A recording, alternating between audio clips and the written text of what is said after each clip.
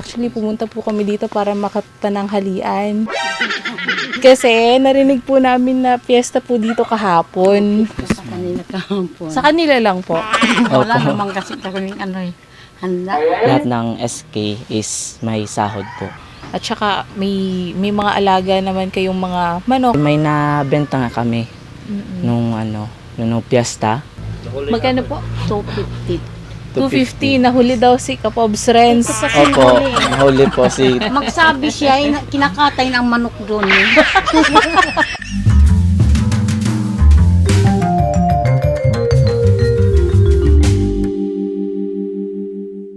Mamimista po.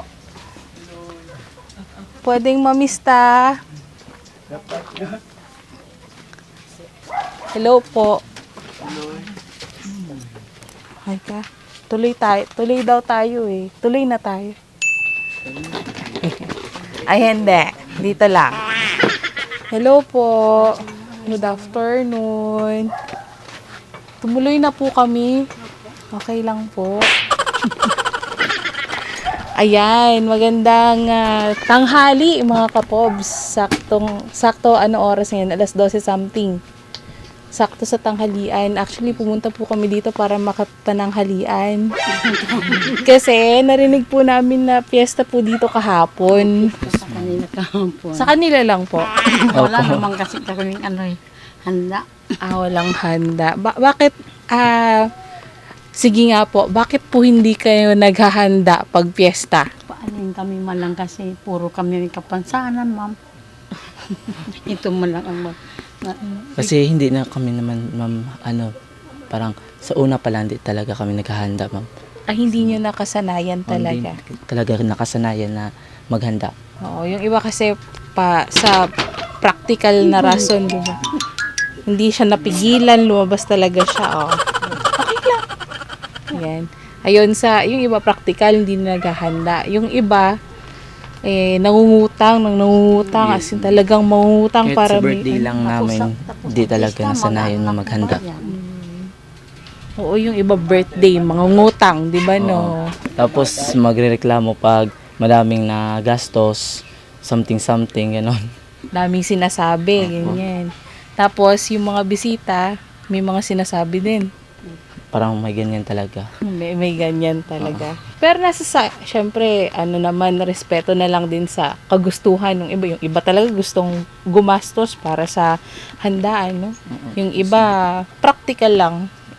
Isang araw lang naman kasi, lilipas, papakain ka ng marami. isang taon lang. Sa isang taon, no? Tapos, Maraming hindi naghanda, ma'am. dito po sa inyo. Opo. Kasi hirap ng buhay. Oo nga po. Hirap nga po. Tayo ay nandito. Dala po namin dito yung padala ni Ma'am Rosita Abrahano. Ayan. Ay, pero bago yan, no? Last time kasi, nung pumunta sila dito, nung bumisita, Yes, ma'am. naikwento ni mother mo na parang gusto mo raw mag-back out sa SK. Pero hindi ko lang tinuloy, ma'am. Hindi Ginaw ko na lang. Kinuha ko na lang yung posisyon. Parang nadadalawang isip kasi ako. Sabi ko, kasi mag-apply ako ng trabaho sa, parang hinihintay ko lang na, pag nakapasok na ako, kasi magpapasa, ngayon sana ako ng resume. Ngayong araw. Oo. Pero sabi ko, okay lang na kahit SK ako at may extra naman. Kasi yung narinig namin, may sahod daw yung SK. Lahat yung SK. Akala ko kasi chairman lang yung may Parang sahod, sweldo, yung sweldo. Sabi nila pati daw yung SK Kagawan meron daw. Okay na yun kasi parang extra. Parang extra lang para makapera. Curious lang ako mga nasa magkano ang matatanggap ninyo bilang... Wala pa ako missing idea ngayon, ma'am, sa sahod kung ilan. Kasi yung sa amin, pag seminar, is may sahod talaga yung SK ngayon. Dahil last year yung SK na nag-takbo, chairman lang talaga yung may sahod. Pero ngayon, ginawa lang nila na lahat ng SK is may sahod po. Yung swerte nyo na rin yun kasi at least sa batch nyo ngayon may sweldo na kayo, no? May sasahurin kayo.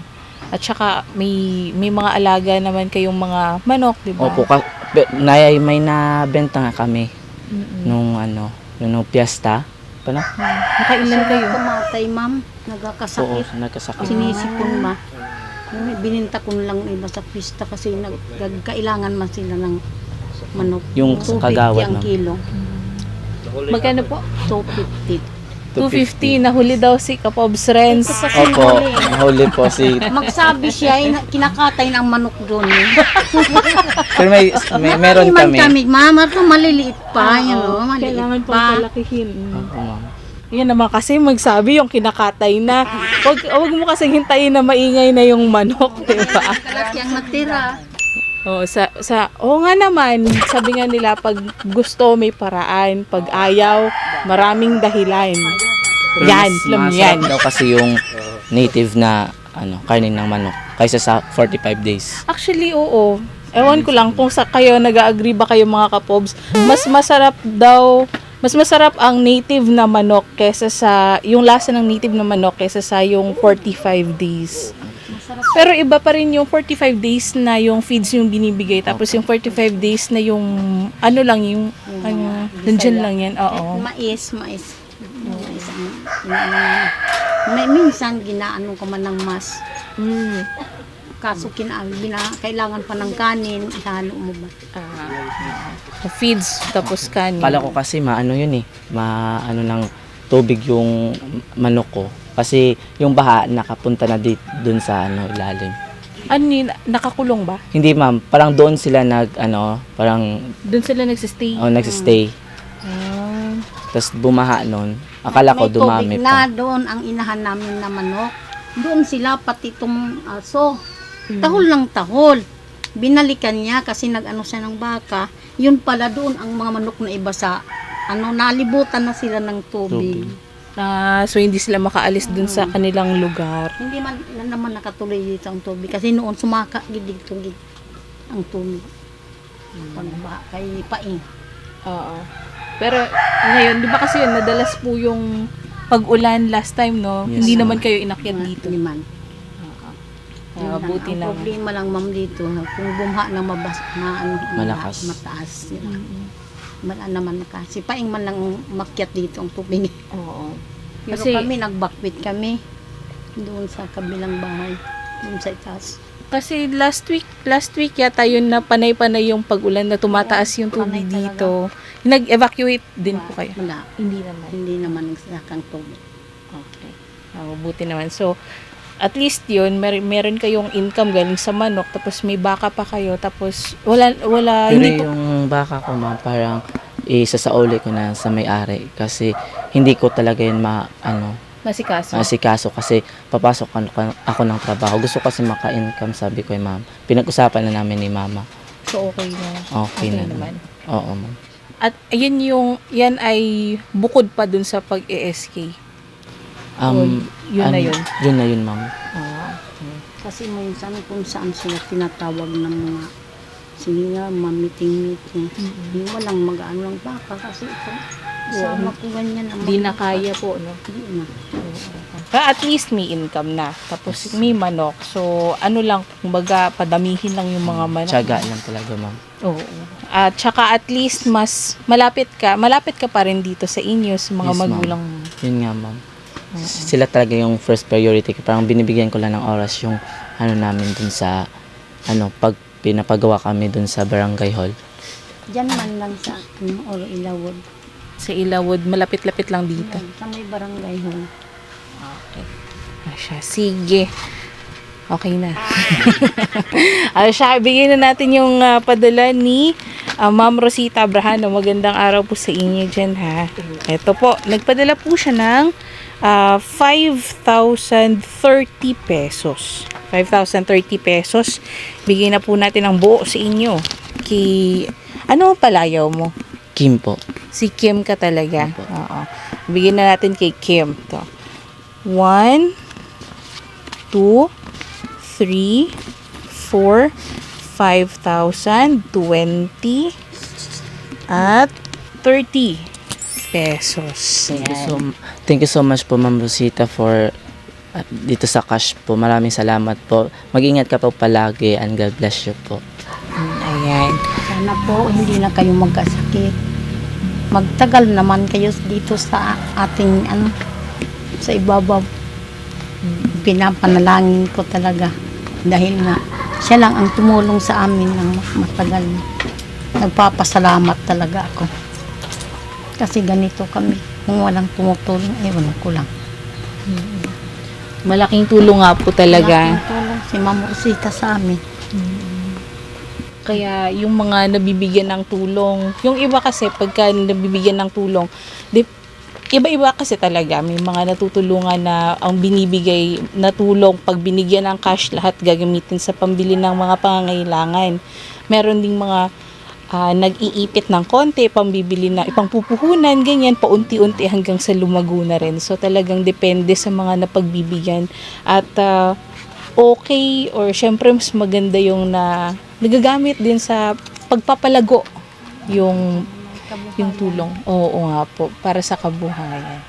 So ayan, pwede nyo bili ng mga panggastos ninyo o kaya pampakain sa manok. Manok, opo. Yun ko talaga yung inaano ko sa parang sa native na lang po ako nag-focus na mag-alaga. Kasi yung 45, kasi po, parang maselan. At parang sa pagpakain, parang dapat lagi pinapakain. Yun po. Itong native 3 bisis lang namin doon ng pagsabon, agahon, tapos ganito kain pinakainan niya. Tapos mamaya naman lang alas 4. Yun lang. Nakakarinig po ako ng pabo. Inyo rin po yan? Ay, hindi po. Sa kabila po yan. May pato kami noon.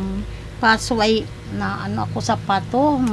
Maano ba sa mga sisiw. Pag inano niya, binibitin na.